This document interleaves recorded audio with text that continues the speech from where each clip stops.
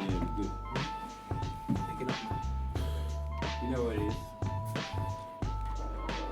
Bro, That's enough, no. Nah, he does that all the time. That's what I'm saying. You need That's why none. he does it. He gets it. This is how we start this. This seems like WLD. this seems like deja vu. Oh, this for the white man.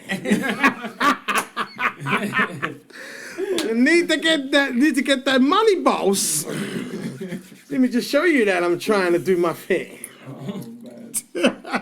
Okay. Okay. Right then.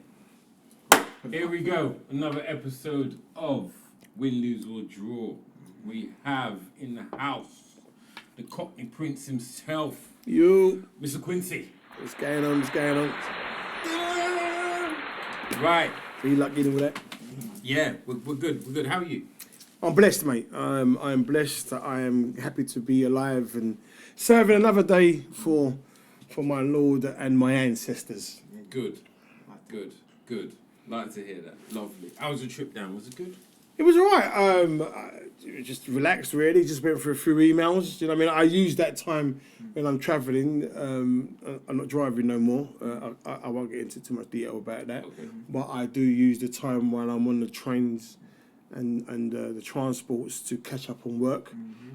You know what I mean? And when you're in the old car, you know what I mean? You can't really do that. You know what I mean? Because apparently you get points for it. Yes, apparently you do. I can definitely vouch for that. Yeah. What do you mean, officer? I can't do emails while I'm driving on the M4? What's going on? It don't work. I tried it many times. Yeah. And many points have accumulated. Yeah, that's right. Yeah. So that is that. Right then. So let's go into Quince. We're not gonna do the whole where it started and what's not, but we can definitely start from where we met. Well, we actually met. I think the first time is when I turned up at the gig. We met via the old Dog and Bone. Dog and Bone. Someone passed the number. Yes. Either an agent or another fellow comedian. It was a mutual friend Mm-hmm. forwarded my number, which I had words with. Probably Mr. C or Slim. No, it wasn't. I know Slim not going to forward my number. No, Probably Mr. C. it's probably a female. Oh really? Yeah, Mrs. C, done it.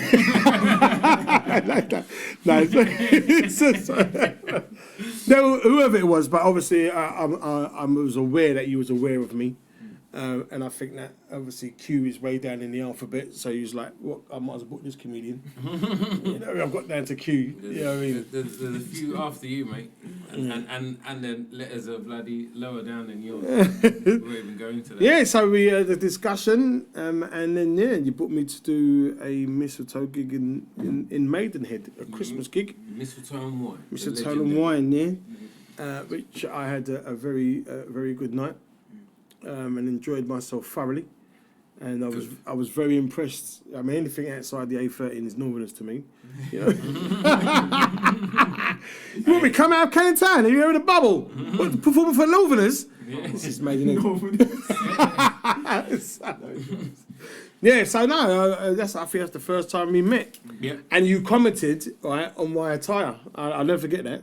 Yeah, good. Because Kevin J done it, Slim done it, you did it, and who else? I think that's the only comedians that did it. Basically, Mr. Tom Wine, you need to have the memo, but obviously these guys didn't have the memo at first. I'll give it at first. So yeah, rocked up, whoever at the door, yeah, la, comedians here, all right. Bruh, you know you're going on stage with that. What do you mean? What? T-shirt and jumper and that? What's going on, blood? What?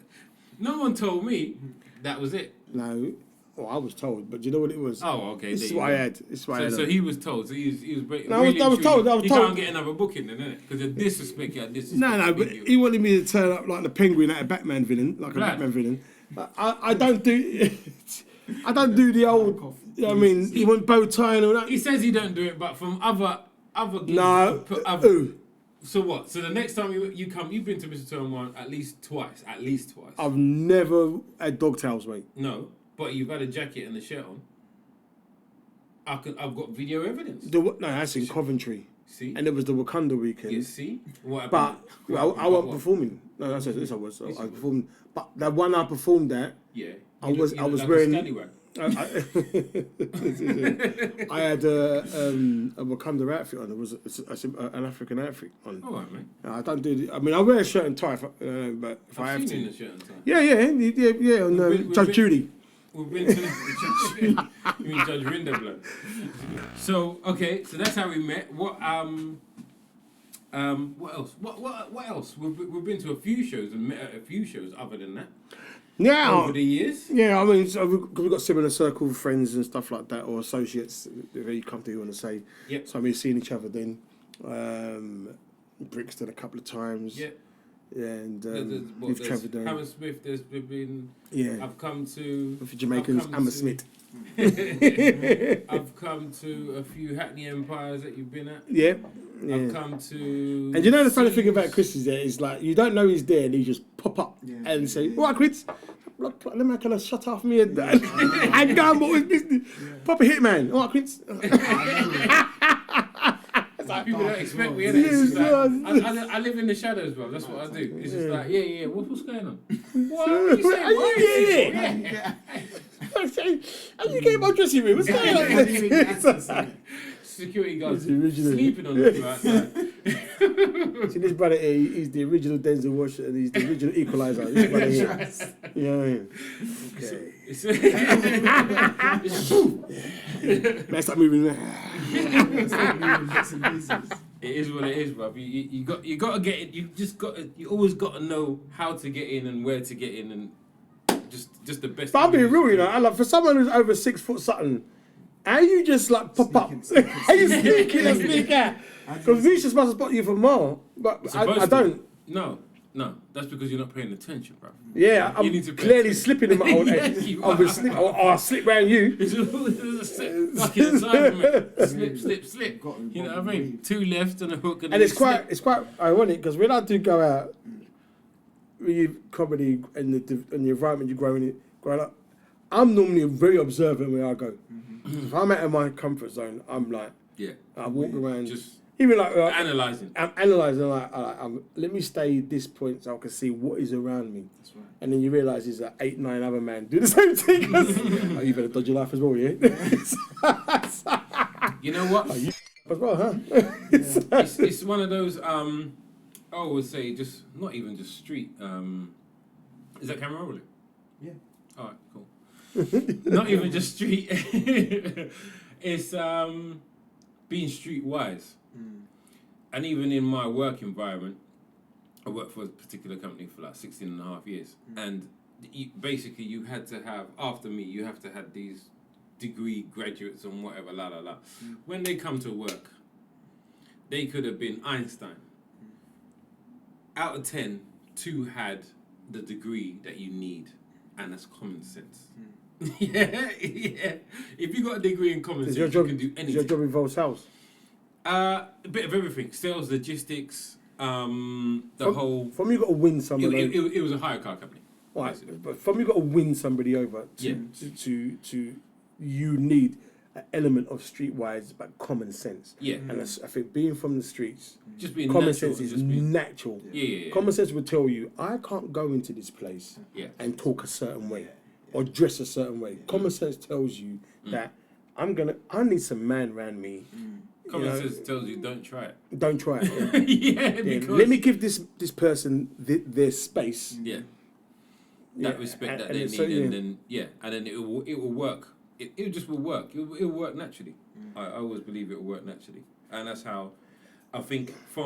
Regardless, I've booked many comedians, I've booked many acts, whether you're international singers or whatever. But there's always a few who you say, I'm going to work with him again, or I'm going to work with her again, because you just got that.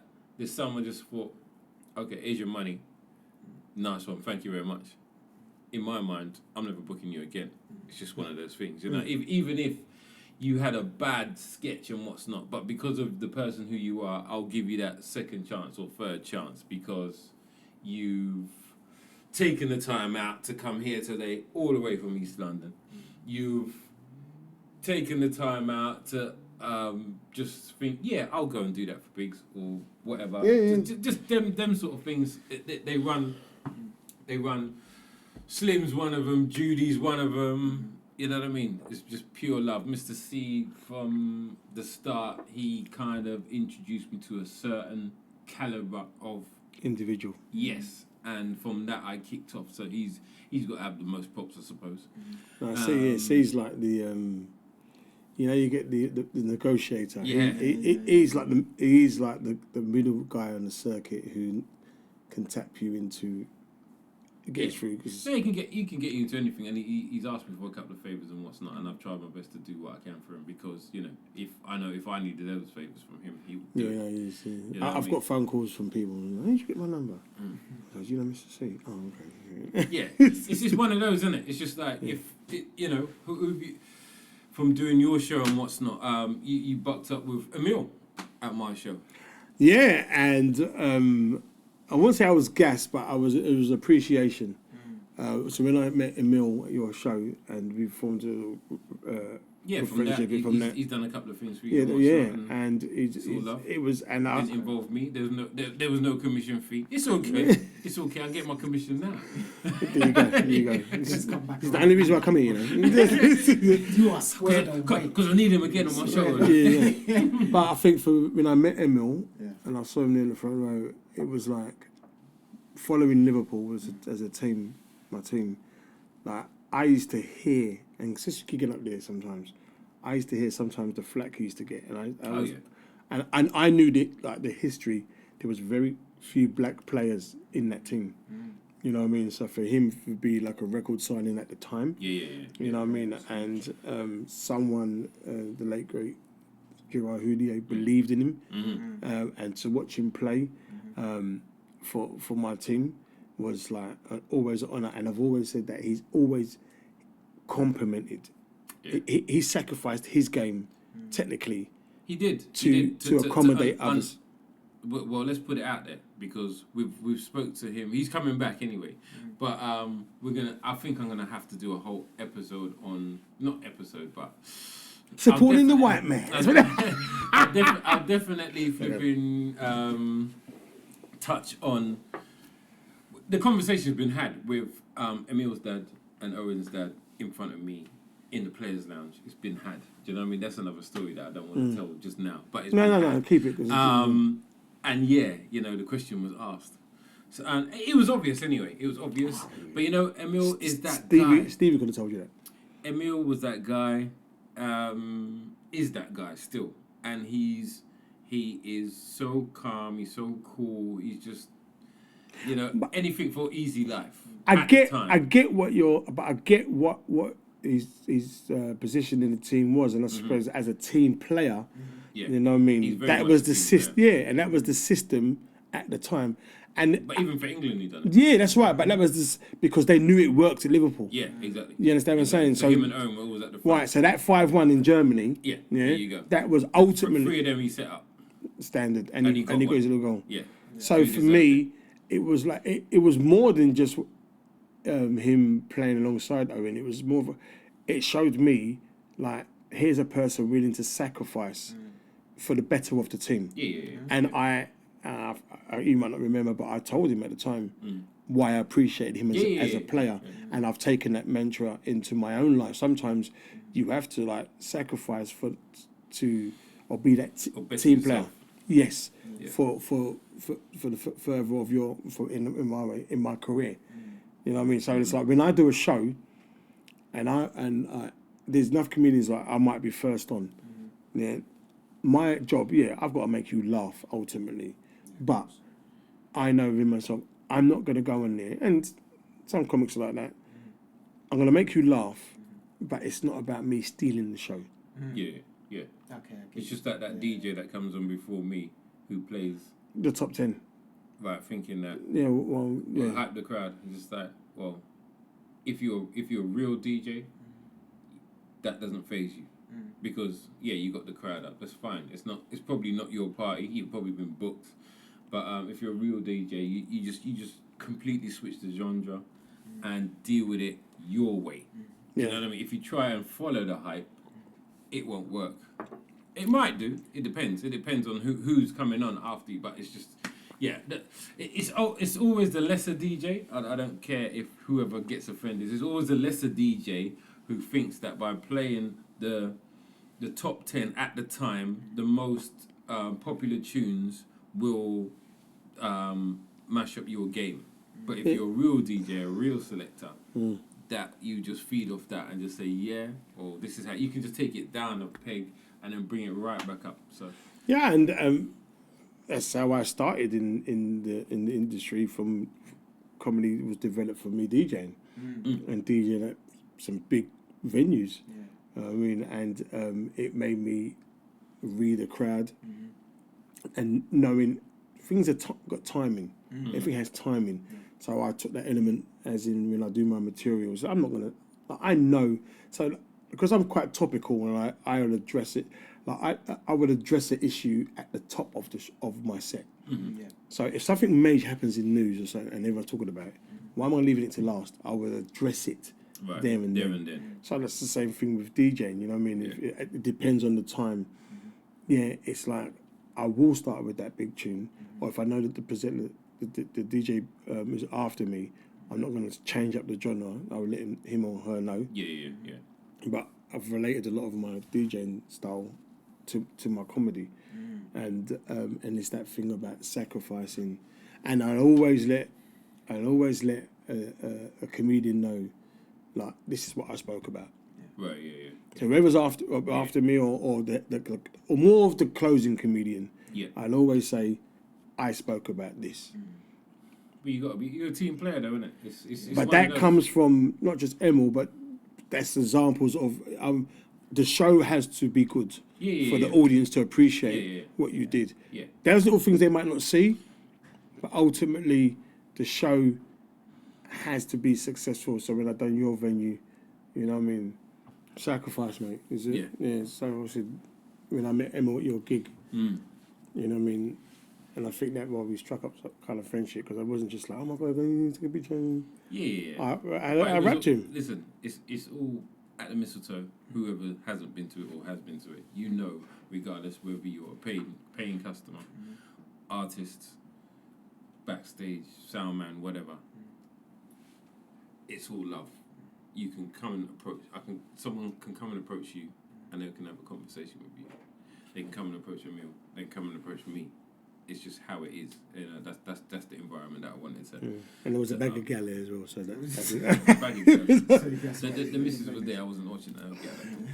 That's just you, buff. Yeah, and you and Robbie. The bag of galley. And that's how I became good friends with Natasha. There you go. So she was sitting next to him. See, so Natasha, I remember. Nice little singer that I know from years back. He's nicked two of my guests just off the cuff. Just like that, no commission, no nothing. You know, it's cool. That's how we run. Nah, it's had a conversation with. I was like, Emil, man, yeah, you sacrifice to play for your team player, but who's that girl over there?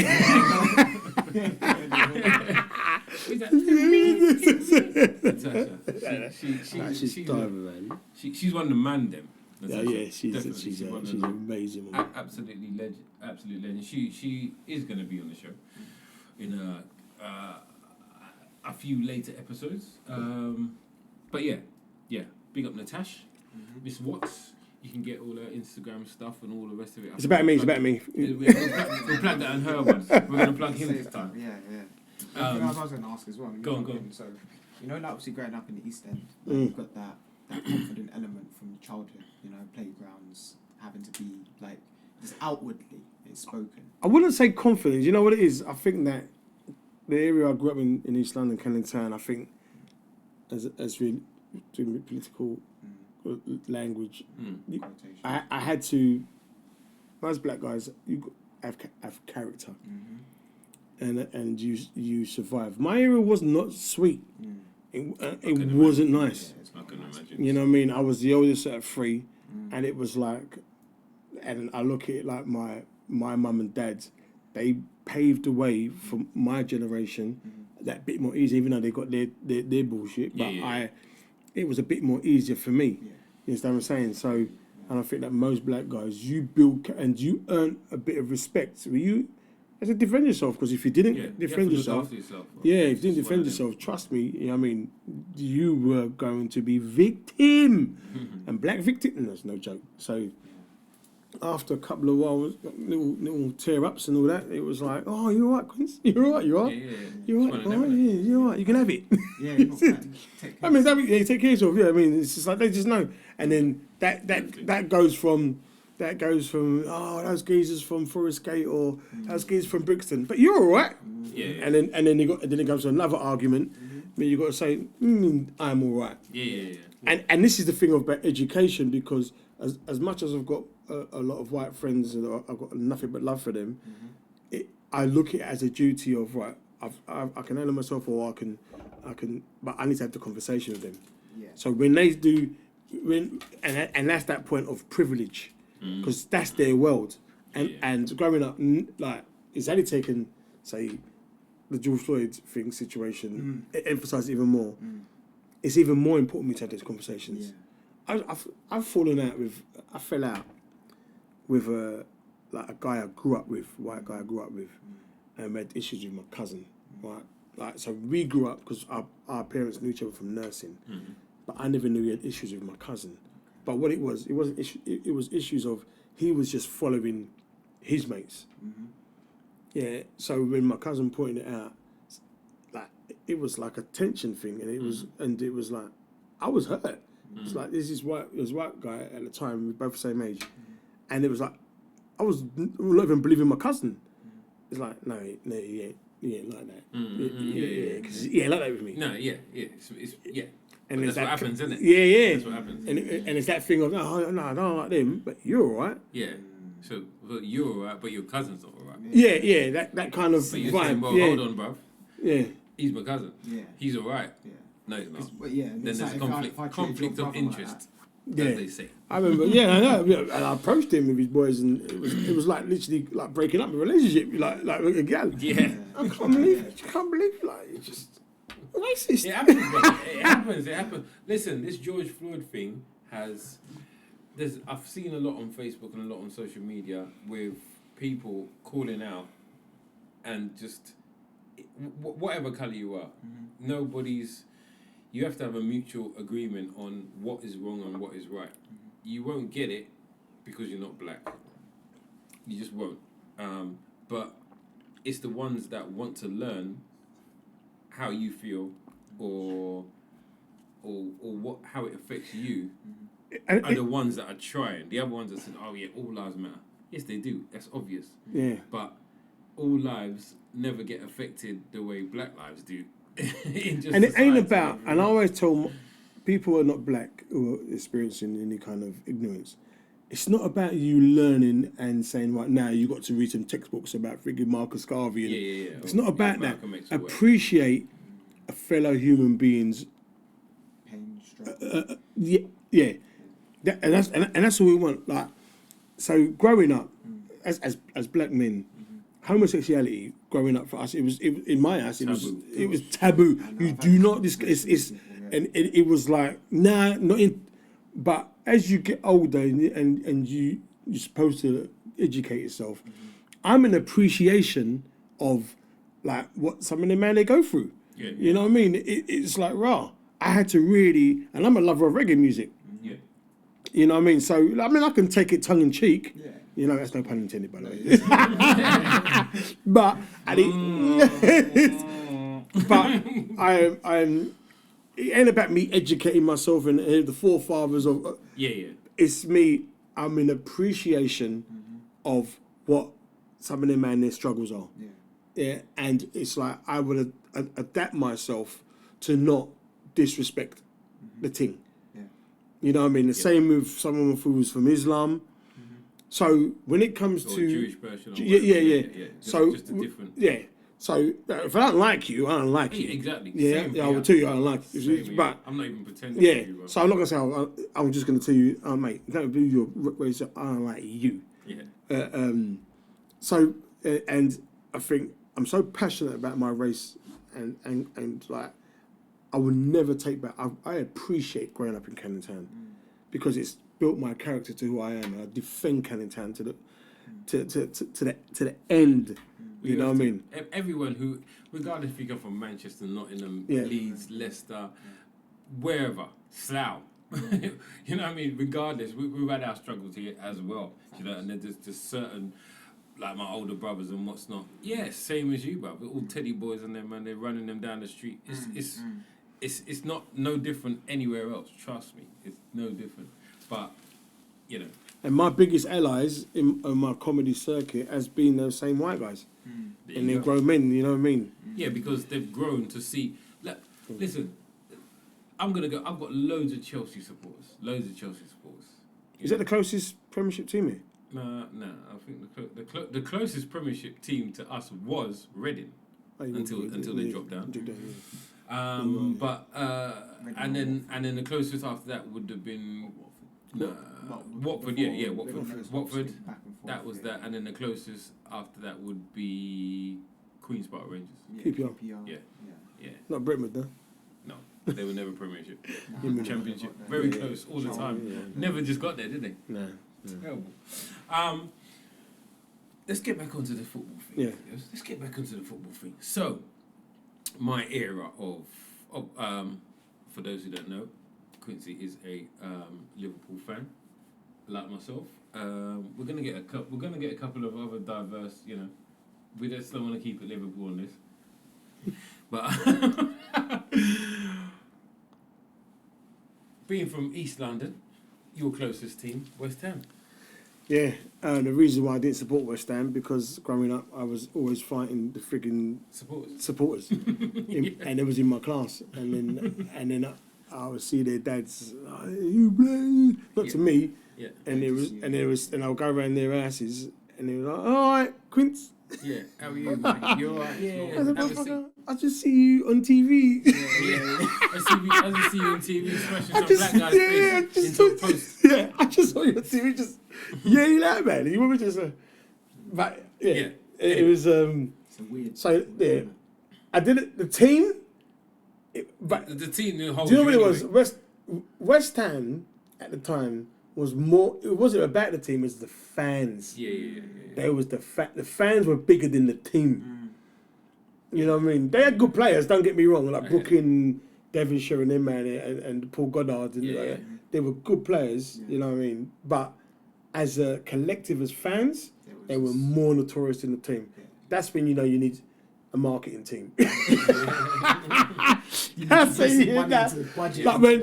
Like when West Ham played Millwall, I only tell the only time I played, I was West Ham when Millwall was playing West Ham, and I was like, you know what? Because that's a postcode thing. Then. Yeah. They're like, do you know what? I will sacrifice because look. They're not coming down there. I know these racists. Not the other you know. Yeah, you know what I mean? I will fight with these racists, but them racists? Nah, them are different level racists. But as you get, you're young and dumb in it, you know what I mean? But, Liverpool. Yeah, so back to Liverpool. So yeah, I support it. And not just that, like a lot of the, I remember players like Howard Gow and like, growing up as a young black boy, I identified where I saw my own. Of course. You know what I mean? I gravitated to that. So for me, people like Vince Hilaire, like Justin Fashanu, Cyril Regis, Remy Moses, them kind of guys for me. The pioneers. Yeah, when I watched them guys on TV, it was like, raw. You know what I mean? Do you know how many times when we was like as young black boys growing up, when Justin Fashanu, when he scored a goal, and I remember that goal when he scored against Liverpool, when he did the volley thing for Norwich at the time. Like when I used to play on a Saturday for the school or Sunday league. Were you trying to do that move? No, this. Oh, okay. And that's when that was like a unification with black boys in my area or when we played. Every time we scored, because that was like that for us. That was the black fist standard. That was that. That was that. That was like the black nod. Yeah, that was like the nod. That was the nod. So growing up, we had an identification. Like Brazil was the side I identified with because most black boys when I was growing up were flair players. Chocolate in the team. Right. I remember the early days of France teams with Boller and Tigana. You know what I mean? It was those Holland. Seeing black, and it was like raw, and as much and. But they got it, you know. Them players got it. Yeah, because they got it. Because they got it. They got But for me, it was like England as a team. It was like I couldn't because I didn't at that time. I didn't feel a part. That You didn't feel connected to it. yeah, the team or as a whole, I didn't feel accepted. Yeah, I get it. So I couldn't support a country or an England football team who accepted me. Do you know when I only started to really support England roughly? So John Barnes when he in '86 when he came on, yeah, when he should been playing from The start, but go on anyway. right. From I would say probably from '90, then I started to see because I felt there were black players in England in the first division then who deserved to play. and I'll go to from Laguna like Paul Davis for me. Yeah, Shout out Paul Davis. Got my yeah, coaching. he deserves. Yeah. Is he coaching? I did my coaching badges with Oh, okay. Legend. That brother there deserved to play for England. You know what I mean? He's got a great right hook, by the way, if you ever see it. Listen, Yeah, because he really broke that geezer's jaw. Cockerel for Southampton. When he broke that geezer's jaw, proper... Yeah. yeah. Full Full phase, man. Proper right hook. Yeah, so... big couple. Ricky Hill, Luton. Yeah. Okay. Well, yeah, you getting back in it. The Steens, them players there... Like, I'm not saying they should play regular, Yeah. but they were man who weren't scoring. So Yeah, it's like, I can't identify... Even down to Andy Cole... Oh. He didn't get no really because obviously Shearer's like he is like. No, he was doing his. Shearer done the thing. I'm not. But there was the time he weren't doing the thing. Exactly. And then And Ian Thomas, Wright yeah. supposed to be Ian Wright should have been playing there. Aye. Do you know what? I'll never forget. And another I fell in love with England as well. It was Righty. Right, That documentary when Graham Taylor was there. Oh yeah. Yeah. With them two giving the banter. I tell Right, you know. He's a you, Righty. Right, I've met Righty once. I was dying. I need to try and get him on here, bro. Please do. This is gonna be it. I If was- I get Righty on here. Because he was talking to the man there, like this is South London coming out. Yeah. And it's like they man didn't have a clue. Yeah. Like it was. This is him, you know. This is him. Like see, you know, like you know when like, Arsenal played Man U and he tried to buck Schmeichel's leg. Yeah. Like that was South London. Yeah, no fam. You know what I mean? Trust. Even though I wasn't an Arsenal man, but Ian Wright to me Yeah, mate. is like, Gold tooth assassin. mate. It was just he represented Yeah. the not. I'm not using the word struggling, but he represented a black. Poor working black. Working class. people. Yeah. Yeah, he just and Just a normal brother trying to make it. Off the ends. right. And should have made it on his talent alone. Right, and didn't alter who he was. Yeah. And this is a man That's the most. and that the was strongest part. forget who is the goals he scored for Arsenal. It was like you got what you got with him, Facts. and like I can't. You can see that to this day. Like Yeah. celebrating Saka's goal the other day, running around and jumping in it like he's a fan. And you're like, this is a legend of the club celebrating current football. Wears your heart on his Like, sleeve, and he's like he's for a me, legend. yeah, for me, it's like he was sometimes as black guys when we go and work in our working force, we naturally adapt to our environment. Yeah. You know what I mean, to accommodate other people because we don't even want to like upset them or they've got a perception of who we are. Yeah. And like Ian Too Wright violent, too at that aggressive, time, too- yeah, and at that time, Ian was playing Premiership football, but I can identify with this brother. Yeah. I couldn't identify with Carlton Palmer. You know what I mean? As good as I couldn't identify with them man there. Yeah. I could identify with Ian Wright. Yeah. I can identify with Andy Cole. Yeah, it's not. We're not putting it out there for.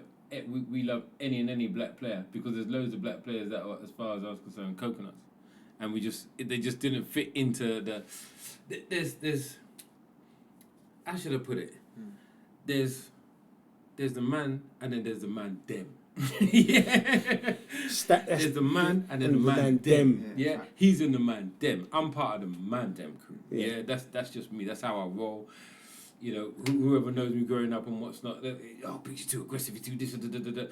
It's just how you needed to be to just So where you maybe come from, identify so yourself. it's the environment you come Yeah, from. and I'm not knocking like people like Carlton Palmer and all them kind of guys. I mean, listen, they were good definitely players in not their right, and I'm not discrediting what kind because there's no focus of What you identification should of be, yeah. how black you should be. Yeah. But what I'm trying to say is, for someone I was touching distance, Ian Wright was that touching distance man.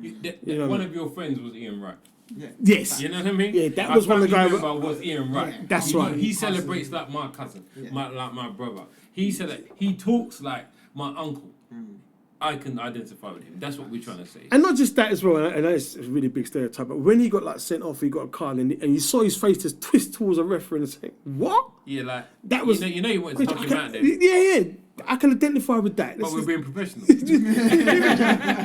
Really and truly, if that was a Sunday league with no cameras and that, referee would have been sleeping. I'm sure. It happens. I've seen it happen. You know, with So like the going back to the Schmeichel incident. So when they first had that little altercation, and yeah, I like that was the man dem kind of mentality was like, okay. Okay.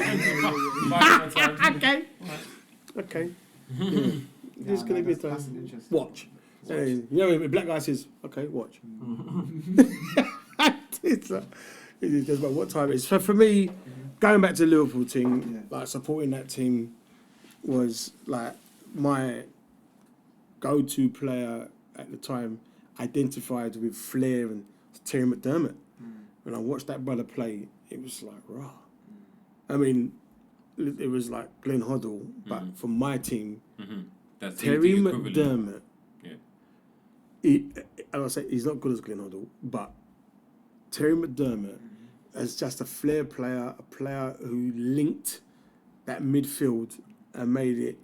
I mean, you see it on Match of the Day and old clips of the time when he scored when we beat Tottenham, like someone at Anfield with that sweeping move with Samuel Lee, and then Samuel Lee outside of the boot to I think it was like Ray Kennedy, and it was like a 3-4 pass, right? And then whipped it in, or not Jimmy Case, it was Alan Kennedy. Alan Kennedy crossed it straight, and McDermott bang, like header. It was like, mate, that's you. This like, is me. I'm Liverpool. This brother here. I'm Liverpool. That's it.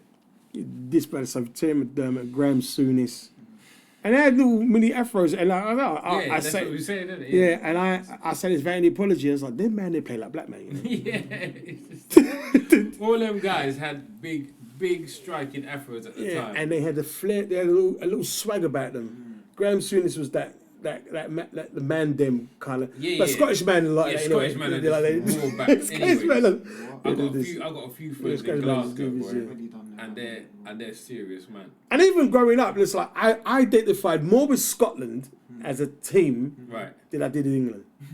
Yeah, I would say so.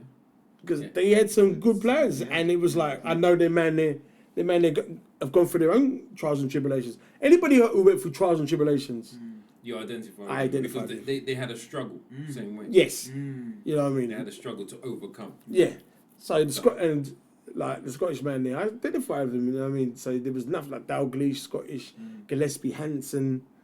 You know what I mean. I still reckon Hansen was a bit privileged Scottish, but you know what I mean. Our managers Scottish. Yeah, legends, mate. Yeah. Legend. Exactly. So for me, Liverpool as a team, red is one of my favourite colours. You know, it is my favourite colour. No, actually, blue's my favourite colour. Blue's your favourite colour? Yeah, but mad. So it was, and down the road from me where I used to live, there was a street. It's a street called Liverpool Road. Okay. You know, my dad used to tease me. He said, "The team, that's your team. It's split on here." And I was like, "Really? Can I go one day?" No, not today. Not yet. Not yet. So when I went to Anfield for the first time, mate, when I started gigging, doing my shows, and I was gigging in Liverpool for the weekend. Actually, yeah, we was meant to catch up, innit? You was in Liverpool, but we didn't. It didn't work, did it? No. Yeah, we're both in Liverpool. We were meant to catch up and do a little. Anyway, go on. So my first game at Anfield, I saw them in London. Right. But it wasn't the same because I had to sit. Well, you had to sit in the way end. Yeah. Can't wait for a mate, innit? I went Arsenal Liverpool. Bruv, I've sat watching my team now because when Emil moved from Liverpool, he played for like Villa, Birmingham, Wigan, whatever it was. So I've sat as as their supporters. In Anfield, I've sat in the away end in Anfield before. I've sat in every single corner. I sat. Every single corner. I gigged in Newcastle, and Okay. Liverpool was playing. So I went with a couple of comics and one of the Geordie comics. I goes, I got some tickets when you go to the game. Well, you have to sit in Newcastle end, yeah? Right, this is how ignorant I was, right? This is the East End of me. Because I wore a Liverpool shirt, but I had an Adidas jacket. Oh, I was at the way end. Liverpool way top I had on. okay. Yeah, and they got me the tickets. And I said, if we score, I'm going to celebrate. If I'm going, but we didn't score, we lost 2-0. Oh. Andy Carroll scored. Then we bought him. Yeah? Then we bought him. That was a panic buy. It's a panic buy. Straight panic buy. But thought, that feeling, when that goal went he's in. good for Newcastle. I don't think he's good for Liverpool. Yeah, that goal, when the first goal went in, and then all them man, they jumping on me. Well, you had to, because you must understand, yeah. Previous years, we've added them up. Yeah. With the 4 threes, we've had it in succession. The 4 threes. Yeah. Liverpool, Newcastle had a little thing going for about 3 years. Yes, right. Yeah. And Newcastle, I think Newcastle always scored first, but the end result was 4-3 to Liverpool. Twice. Yeah, madness. Colin Moore, all the man there Fella, at the time. Mate, we can go on. I think that those 2 games are the greatest games to date in the Premiership. The Liverpool, Newcastle. Liverpool, Newcastle. It had everything in there, innit? Yeah. You just see, that's when Keegan was on that was the first one. And his head down, didn't innit? Yeah. But they had a good team as well. Yeah. But Both teams what were won us that game was spirit, was heart. Was Never heart. give up. Never give up. Last minute, Colin Moore's last minute, just hopeful cross in. Colin Moore's on the end of it. Bow, bow. Just ran off. Yeah, mate. Yeah, Mad. I never forget that. Absolutely. So for me, my association Liverpool Football Club was, I just like the way they played. More as a team. There was no individuals, you could say, stood out.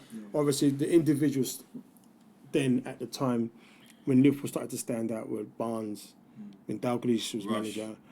No, I think the front three. I think Rush went to Juventus. So, okay, so you talk with about that money, Fowler and them, no. When so I'm still back in the day when Rush went to Juventus with that money, they bought Barnes, Beardsley, and Aldridge. Aldridge, yeah, okay. As well, by the way. So that was a team where Jan Moby was in. Yeah. Craig Johnston, which I could never understand how he could. Phil Thompson. No, he wasn't there. He left. He left by there. I tell you, who was there. Centre back. The centre back at the time was a Swedish guy. Oh yeah. And it was Hansen was there. He was a backup. Hansen was there, and another Scottish guy, Gillespie. Wow. I played me, you know. Bro. You know your team, bro. You know your team, Gillespie was there. Yeah. And this is not your time zone, bro. But Gillespie was like a backup. It was our centre backs then in Barnes, which was Hansen and Lawrenson, Mark Lawrenson. R2 quality. Bruv, you know what? Some of these people watching this can't go back that far. Yes, let's bring it forward. Okay. Let's bring it forward to our current team. Yeah, our current team. Let's do the smiling thing. Yeah, on when we won the league and the Champions League and our team then. Now it's a totally different. Now I think everybody's got migraines. Our team has been cursed this season with some bare bad luck. I don't care what nobody says. Yeah. I don't care what nobody says. Someone put the hex on us. There's been some Nigerian voodoo dolls going around. I think some of them African gooners have been poking. Head, back, spine, knee, groin, everything get poked. But I don't understand that. Do you know what it is? I'm going to say this to a point, and I think that, if anything, to prove that you are a champion, you are champions. It's not about winning it the first. Not anyone can win it. Yeah. But can you defend it? It's like I say, my first love is football, but boxing is my And when you look at a heavyweight champion, like Bruno won the heavyweight championship, but can you defend it?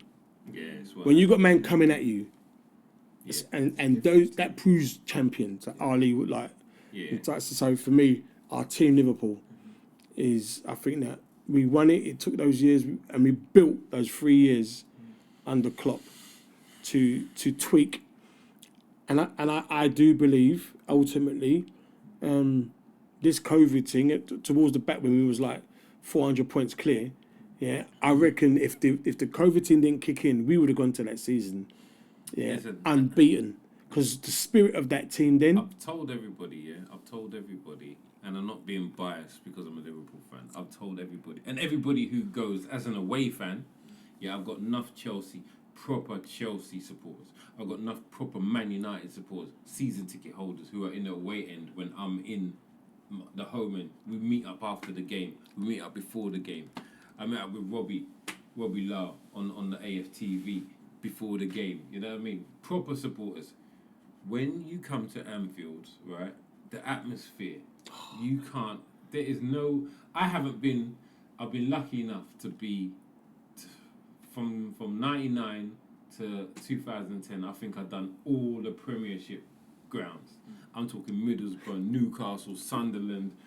When we won the when we won the Champions League in Nothing like 2-5, that semi-final against Chelsea, when I tell you, I was in my yard, and I had goosebumps listening to them. I'm like 250 miles away from them, man. And the goosebumps I felt when them man were for 90 minutes. I've never felt atmosphere like that. And I said this to one guy at the time, and he didn't have a clue what I was talking about. I was listening, man, I ain't felt this atmosphere and this goosebumps since I saw Ninja Man clash Supercat. Sting. He was alright, mate, alright. You definitely wouldn't understand the dance. He didn't get it. New realm. But I just had to tell him. You'd have to YouTube it. Yeah. But even if you YouTube it, he wouldn't get it. Yeah, he because wouldn't get it. You're not into that. Mate, you have to be into the that. atmosphere. And I think that Liverpool this season, I think we have missed our 12th man. Like our fans, Liverpool fans are the 12th man. You know what I mean? I'll say it again. I was there for the Barcelona. Mate, I was in St. Lucia, St. Lucia Jazz, and it was like, so it came on like early hours of the morning. Yeah. When I tell you, so we had the event, had the rave, everyone was sleeping. I'm watching it. You got up. Of course you're gonna get. I watch it. Standard. I woke I was standing in a big house of all the other. So people was tired. Yeah. I woke everyone up that day.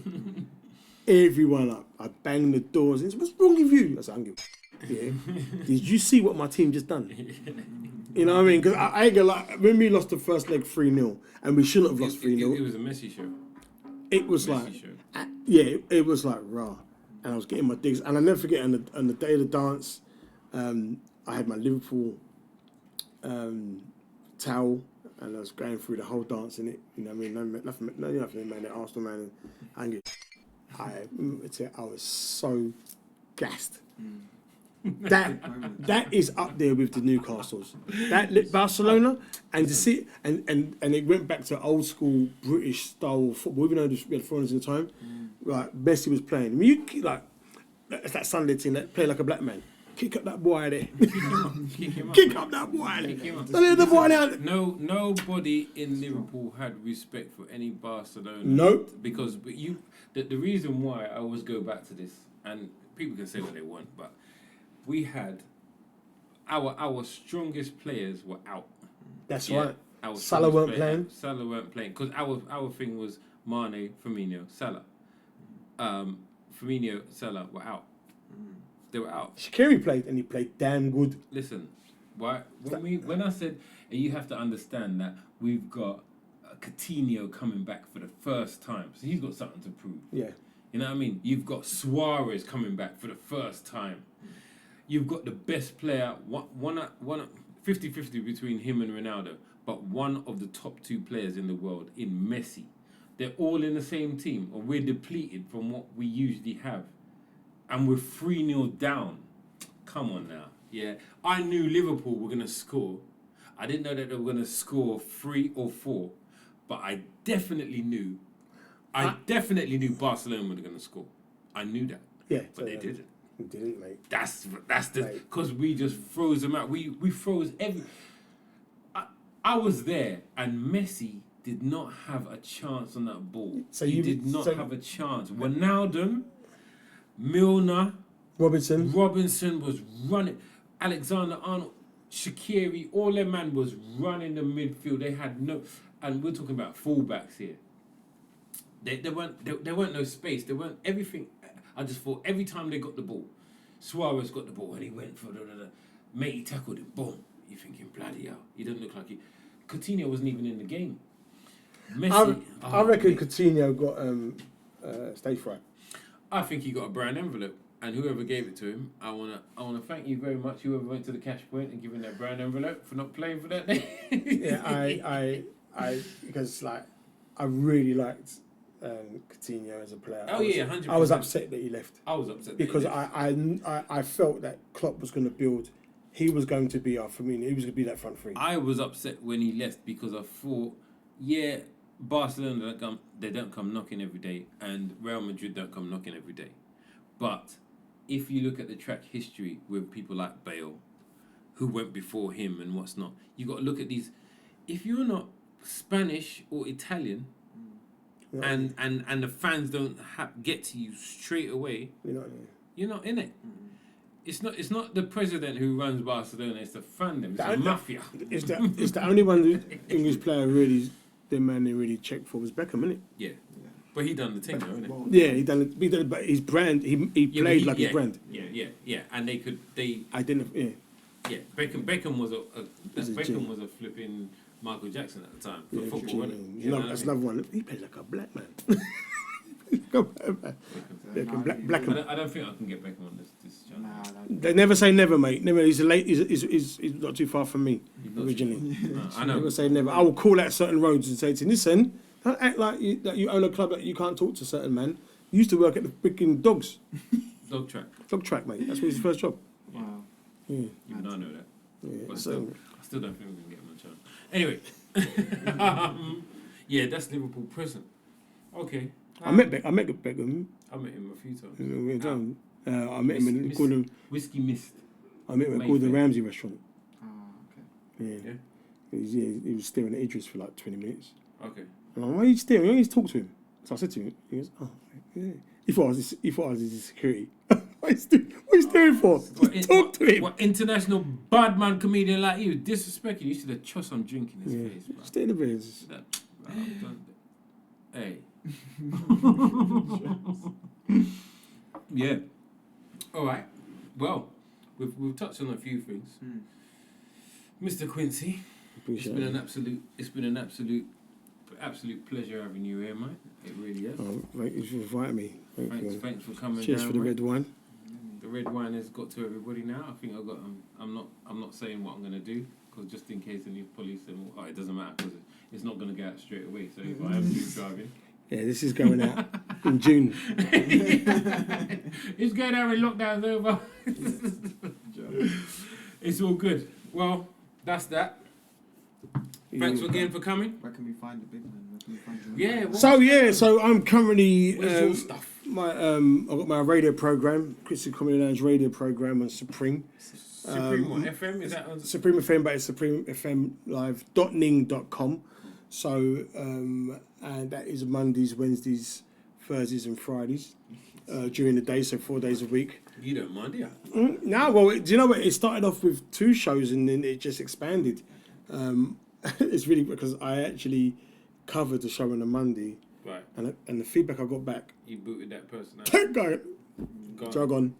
And then Friday, I covered another geezer show, Black people. feedback, jog on. And it was like, I'm a team player. It's for the station, but anyway. So that is my main bread and butter. And on the back of that show, my Extra Time Friday shows during the day. That's on the YouTube channel, right? But that's what I originally called my radio. So every show I have a different name for it for branding. Yeah. So Mondays is Marathon Mondays. Okay. 7 in the morning to 1 in the afternoon. 6 hours. That's like after 10 it's chat, but music. Fucking hell, you chat loads. Innit? Yeah. Wednesdays is straight chat, 3 hours, 10 to 1. Thursdays the only day I play music. Okay. and nothing after the year 2000. Fridays, I play a little bit, but it's more chat again. And on the back of that show, so it's Marathon on Mondays, Up Close and Personal Wednesdays, which I like. We do here. We're doing now. Yeah. Old School Thursdays and Extra Time Fridays. And on the back of that Extra Time Fridays, I was approached by a guy called Nick Pinn, I was doing some stuff with, and he goes, "You can take," and I was doing my a show live in my manor. He goes, "You can take the show, and you could do it like in the evening, like a Friday night entertainment show." I always thought that. He goes, "Yeah, just how you formatted your show, is what you can do." It works. And it worked. So on the back of that, so for 5 weeks now, I've been done my latest show was yesterday. So it's called Extra Time Friday, and I've had guests. That's somewhere here. Yeah. I don't know. We'll put it up somewhere. Yeah. One of them things. Yeah, I'll send you all the links for that. Yeah. But I've had them all on that show. Jay Blades. Yesterday I had Ian Burrell, the rum ambassador, on there. So, but what I've done, I've combined the live music and the guests. So it is like I call. If anyone says describe your show, my show is Graham Norton meets The Last Leg, but with seasoning. Okay. There you go. But with seasoning. With seasoning. Yeah, so it's, if you want to catch all the episodes, it's at Stomping Pictures on YouTube and Facebook. If you want to catch me, I am at Quincy_Comedian, aka the Cotley Prince, and that's on all my socials. Insta, Facebook, Twitter, yeah. whatever. Do you use Twitter? I do use Twitter, but I don't voice my. That's Yeah. one of my biggest pet hates. I just share stuff what I'm doing. Yeah. I don't voice. I would retweet something I like, but I don't voice my opinion on Twitter. The worst thing I can't take. Keyboard warriors. Keyboard gangsters. Yeah. And I see some of the stuff on there, right, and I'm like, really, you really. Exactly. Just that. Where do you live, bro? Yeah, not just that, and it's like Is it used for I react to more people. How are you getting wound up over 140 characters? Yeah. Yeah.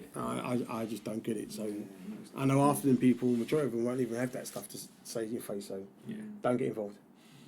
Don't get That's a good way to look at it. All right. Well, that's it. That concludes another episode of Win, Lose or Draw. Thank you for tuning in, peeps. Next time we won't be disturbed. We won't that guy now who disturbed us. He's now tied up. He's in a cupboard. But I didn't do it here. I've got a career. I didn't do it either. And that is that. Yeah, man. Until the next time we meet. Yeah, big love. Cool. Respect. Cool. Cool. Peace and love. All right, mate. Yes. Thank you. Yeah, man. Ciao. All jiggy jiggy.